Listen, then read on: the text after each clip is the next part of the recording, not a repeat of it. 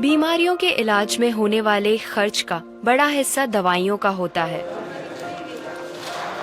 हमारी टीम की एक सदस्य ने आमतौर पर काम आने वाली कुछ दवाइयों का एक प्रिस्क्रिप्शन डॉक्टर से लिया।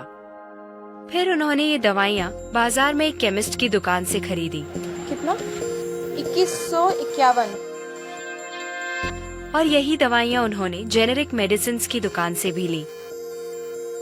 कितना हुआ इसका? 354। दवाइयों की कीमत में जमीन आसमान का फर्क दिखाई दिया। राजस्थान में कम कीमत में मिलने वाली इन जेनेरिक दवाइयों की शुरुआत की चित्तौड़ के पूर्व कलेक्टर डॉक्टर समित शर्मा ने।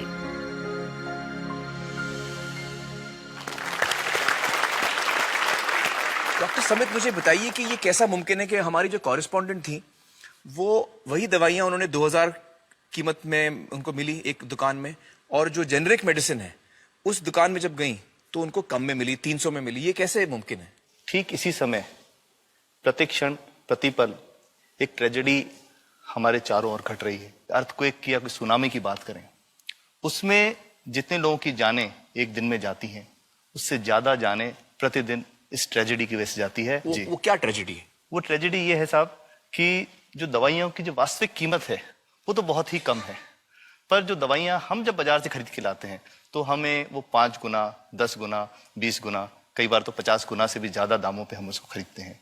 जैसे हम भारत में अगर देखें कि 40 करोड़ से ज्यादा लोग ऐसे हैं जो अपने लिए 2 वक्त की रोटी नहीं जुटा पाते, तो क्या वो उस दवा को खरीद सकते हैं? बहुत सारे लोगों को इस वजह से दवाई नहीं मिल रही। यस, WHO कहता है कि स्वतंत्रता के 65 वर्ष पश्चात आज भी 65% of the Indian population lacks regular access to essential medicine. जो मेन दवाई है, जो आवश्यक दवाइयां हैं, वो उन तक नहीं पहुंच पाती रकम की वजह से।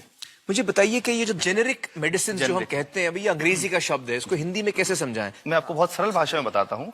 तो ये जेनेरिक नाम जो दवा का जो मूल सॉल्ट है, जो इसके अंदर जो दवा है उसका नाम है, केमिकल नाम, उसका केमिकल नाम है। अब जैसे और उदाहरण अगर सरल करके बताएं इसको, तो जैसे ये लड़की दुबली पतली सी नजर आती है, तो मैं अगर डॉक्टर हूं तो मैं इसको ये कहूं 1 गिलास दूध सुबह 1 गिलास शाम को पिया कर।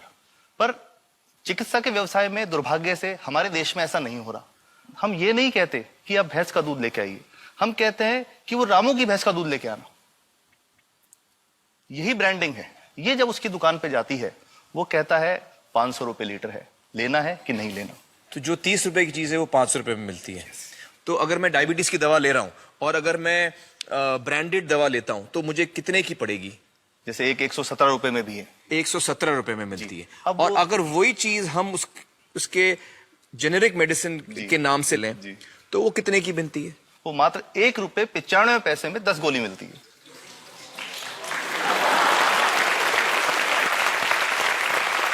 और दोनों गोलियों में कोई फर्क नहीं है किसी किस्म का? 100% समान, क्योंकि इसकी उत्पादन लागत ही इतनी है। उसका manufacturing, packaging, transport, retail margin, जो उसके मार्जिन जो हैं, जो हमारे ज्यादा वो सब मिला करके उतने की ही पड़ती है।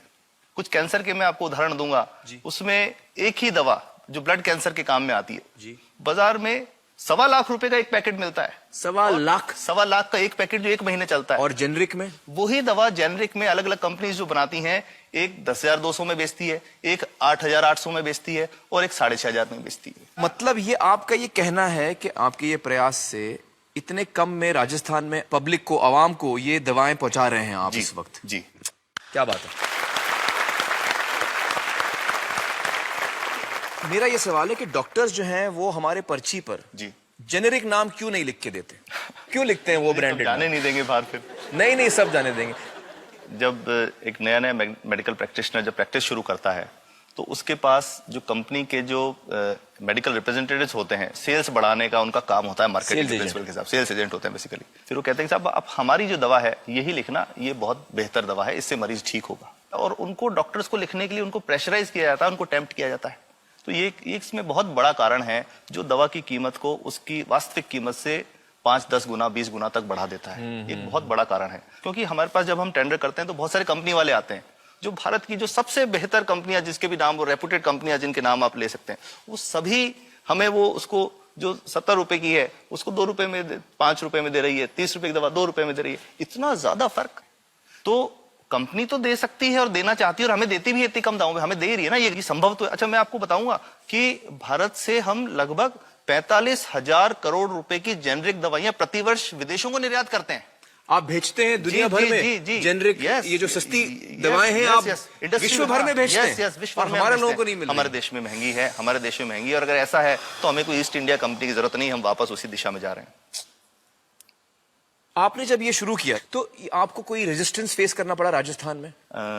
देखिए, जो प्रयास हम कर रहे हैं ये बेसिकली धारा के विपरीत बहने का एक प्रयास है जी। काफी थ्रेट्स भी हैं, क्योंकि इसमें माफियाज भी हैं, ड्रग माफियाज जो ऑपरेट करते हैं, और हम हमेशा ये बात कहते हैं कि हम 100 साल से भी पुरानी शोषण की व्यवस्था को बदलना चाहते हैं, पर हमने हमेशा डॉक्टर्स को दोषी नहीं माना जी। सारे डॉक्टर्स बुरे नहीं है, 50-60% तो जेन्युइनली वो चाहेंगे कि गरीबों को कम कीमत पे दवा मिल जाए, वो चाहेंगे। और आज भी ऐसे डॉक्टर्स हैं जो अपने घर से सैंपल्स ला करके अपने जेब से पैसे निकाल के मरीज का इलाज कराते हैं, ऐसे डॉक्टर्स आज भी हैं। बिल्कुल सही। तो मैं इनको एक उदाहरण भी बताता हूँ कि कैसे हमारे जो काम वाली थी उसका बच्चा था छोटा, इंसिडेंटली हम कोई समय छुट्टी मनाने कोई बाहर गए, जब हम लौट के आए 10-12 दिन बाद, तो वो लक्ष्मी के साथ उसका छोटा जो बेटा था राजू, वो भी उसके साथ आता था जब, और मेरे बच्चों के साथ खेलता था, मेरे बेटे के साथ खेलता था। तो वो लक्ष्मी अकेली आई, राजू नहीं आया। तो हमने पूछा कि क्या हुआ, तो उसने जो बात बताई कि साहब वो उसको, आप गए थे, उल्टी दस्त हो गया था। उल्टी दस्त की बीमारी के लिए वो जब दवा लेने गई तो केमिस्ट ने उसको कहा कि इसके तो 400 रुपये लगेंगे। तो उसने कहा साहब मैंने खूब मांगा, मेरे पास 400 रुपये मुझे नहीं थे, और मेरा बच्चा रात को ही उसको दस्त आते रहे, वो खत्म हो गया। और मैं आपको ये कहना चाहता हूं कि वो जो दवा लिखी थी कि वास्तव कीमत 1.5-2 रुपए ही है, तो वो बच्चे की जान बच सकती थी। 65 वर्ष के बाद भी अगर कोई बच्चा उल्टी दस्त से मर जाए तो मैं नहीं समझता इससे शर्मनाक बात कोई हम लोगों के लिए हो सकती है। और सबसे बड़ी बात कि इसे आसानी से बदला जा सकता है। हमें सबको एक समन्वित, एक संगठित प्रयास करने की जरूरत है। ये तो कुछ भी नहीं है, कोई नई फैक्ट्री खोलनी नहीं, कोई नई दवा नहीं बनानी, ये सब जो गलत चल रहा है इसको रोकना ही तो है।